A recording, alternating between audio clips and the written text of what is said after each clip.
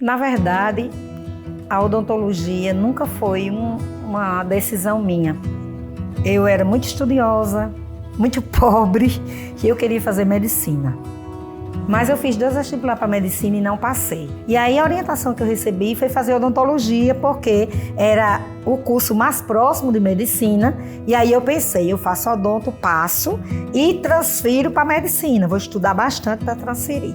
Mas o que aconteceu foi que eu passei em odontologia em 7º lugar. E no ano que eu passei em odontologia, minha média dava para medicina. E a princípio eu fiquei assim sem entender, mas as coisas de Deus não se explicam, a gente tem que aceitar. Então, quando eu comecei a cursar odontologia, me apaixonei pelo curso e, na verdade, nunca tentei transferir para medicina. Então, pode ter alguém dentro da profissão muito realizado, mas mais do que eu, não. Eu sou uma pessoa feliz e abençoada por Deus dentro da odontologia. Foi um desafio grande para mim. A primeira coisa era a pobreza. Uma pessoa muito pobre, eu morava muito distante da universidade e eu tinha que andar a pé, um grande percurso, para poder pegar só um ônibus, porque não tinha dinheiro para pegar 2 ônibus. Segunda coisa que era muito difícil para mim, não tinha dinheiro para comer na universidade. Tinha a comida do restaurante e pronto, acabou. E a terceira coisa, não tinha dinheiro para comprar uma apostila. Então eu copiava capítulos dos livros, eu copiava. E na aula eu copiava tudo que o professor falava. Tanto que os meus cadernos, os amigos, os colegas, eles pediam emprestado os meus cadernos, porque sabiam que todo o conteúdo da aula estava ali. E aí nessa época eu já namorava com o Marconi trabalhava, e aí ele me ajudou a comprar os materiais para eu poder participar das aulas práticas. E aí eu também, nessa época, eu trabalhava e estudava, ainda tinha mais isso, para poder conseguir sobreviver dentro da universidade. Mas parar foi uma coisa que nunca passou pela minha cabeça, porque eu sabia que a minha mudança de vida estava ali. Então eu não podia desistir, eu tinha que ir até o fim. E quando a bebê nasceu, minha primeira filha, Márcia, eu entendi que agora era que eu tinha que trabalhar mais, lutar mais. E ela nasceu no ano que eu me formei. Então foi assim, uma coisa bem... As coisas maravilhosas na minha vida aconteceram no mesmo ano. Eu casei em fevereiro, Márcia nasceu em julho e eu me formei em dezembro. Então esse ano, 1981, ficou marcado na minha história como o ano das grandes bênçãos. Porém, elas ainda não estavam todas na minha mão, mas eu sabia que elas iriam chegar. E aí minha mãe nos ajudou e a gente comprou um consultório bem fraquinho e um consultório bem velhinho e montou lá e começamos ali. Era o embrião da Dental Center. Eu tinha, assim, muita vontade de vencer, mas eu vou ser sincera a você. O meu pedido a Deus era um consultório, um Chevette branco, um telefone e uma casinha para morar.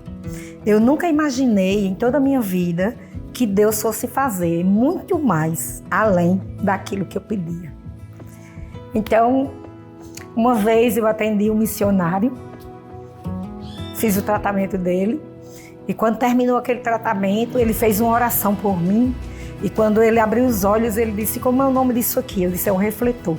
Ele disse, Deus me mostrou uma luz tão grande no refletor que eu não vi ao final. Deus vai te abençoar e vai te dar essa luz. Esse refletor vai ser grande, isso vai crescer e o seu nome vai ser engrandecido dentro da sua profissão. Então, naquele momento eu entendi que não era o meu querer, que era o querer de Deus, era o projeto de Deus para a minha vida.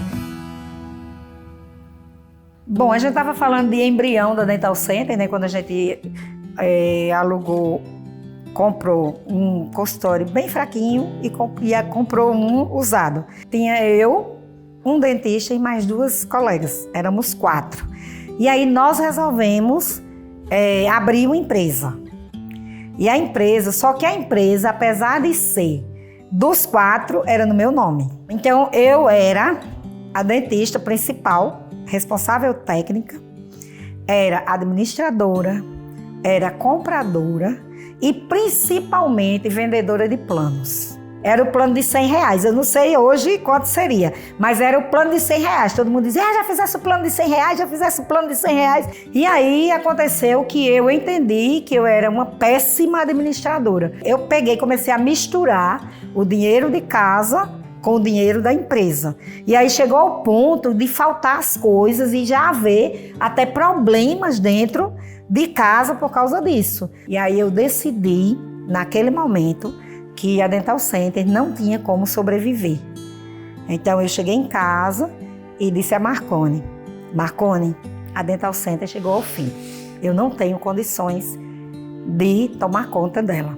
O primeiro momento da Dental é o momento Zenaide, dentista, administradora, vendedora, compradora, pagadora das dívidas e ficando endividada. A segunda fase, ela vai começar no momento que eu cheguei em casa, e aí eu conversei com o Marconi sobre a questão de que ia terminar, a Dental Center não ia para frente, porque eu não iria suportar, não dava para eu continuar. E aí quando eu cheguei em casa, ele disse assim, se você quiser, eu tomo conta. Agora eu quero carta branca. Vem cá, Marconi, conta o restante agora.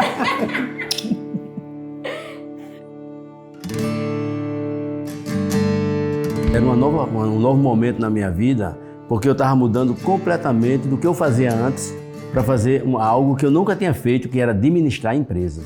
Mas pela solicitação dela e pelo amor que ela tinha pela esta empresa, eu achava que não poderia essa empresa terminar naquele momento, que eu sabia que era um desejo muito grande que ela tinha no seu coração. Então eu aproveitei para apostar tanto nela, porque eu sabia que ela era um profissional de mão cheia, era uma boa mãe, uma excelente esposa e uma profissional que não tinha dúvida que ia dar tudo certo. Então eu assumi a empresa, assumi a Dental Center com toda a liberdade. Isso aí é uma verdade. Ela me deu toda a liberdade de fazer exatamente como eu acharia que dava certo para a empresa ir em frente. Então no momento que ela chega para me pedir auxílio, eu entrei de cabeça e comecei a observar que, apesar dela ter feito tudo aquilo, mas precisava de algumas mudanças de imediato, tipo uma logomarca para a empresa. A empresa não tinha uma logomarca, então eu imaginei como fazer uma logomarca, só que a empresa não tinha estrutura financeira para ir atrás de alguém que fizesse uma logomarca bonita, elegante. Mas aí eu, como tinha uma certa habilidade dentro da área que antes eu desenhava, eu comecei a imaginar que eu poderia desenhar uma logomarca achando que eu tinha condição para isso, mas não sabia que não tinha. Mas mesmo assim, eu fiz uma logomarca, eu mesmo de punho fiz uma logomarca, e desta logomarca surgiram as outras demais, que por meio daquela marca ela pudesse representar o que ela realmente era e para que ela veio.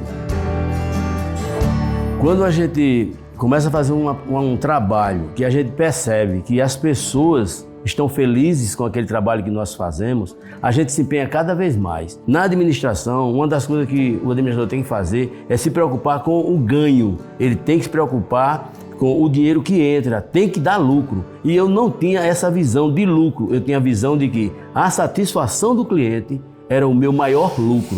E com isto, me parece que o dinheiro vinha junto e eu ficava feliz. Começamos a mudar a estrutura da empresa de um modo geral, tipo, por exemplo, os equipamentos. Eu comecei a achar que os equipamentos teriam que ser os equipamentos mais modernos. A empresa era para ter um visual mais elegante, mais agradável. E isso começou a trazer a visão de que nós precisávamos de uma sede própria. E através de muito esforço, de muito trabalho, nós conseguimos a primeira sede própria. E isso foi uma realização muito grande. E durante esse período de administração minha na empresa, eu sempre me preocupei com o futuro da empresa. Como é que a empresa vai sobreviver quando eu estiver com a idade mais avançada? Depois de uns anos eu já formado como engenheiro, já trabalhando também na área de engenharia, na área de construção civil, e eu queria, lógico, que meu filho fosse engenheiro também. Eu pensava nele ser um engenheiro, mas aí ele foi para o lado administrativo do negócio, que também tinha a minha veia administrativa. Tem o Júnior, tem o Márcia e Marcela. Marcela partiu para a área odontológica, Márcia fonoaudióloga e Júnior fez administração. Só que eu peguei ele logo no início e comecei a trabalhar ele. Ele entrou na empresa e passou por todos os setores da empresa, começando por office boy, indo ao banco, fazer pagamento, indo num lugar e outro. E eu comecei a perceber que ele era uma pessoa que tinha futuro.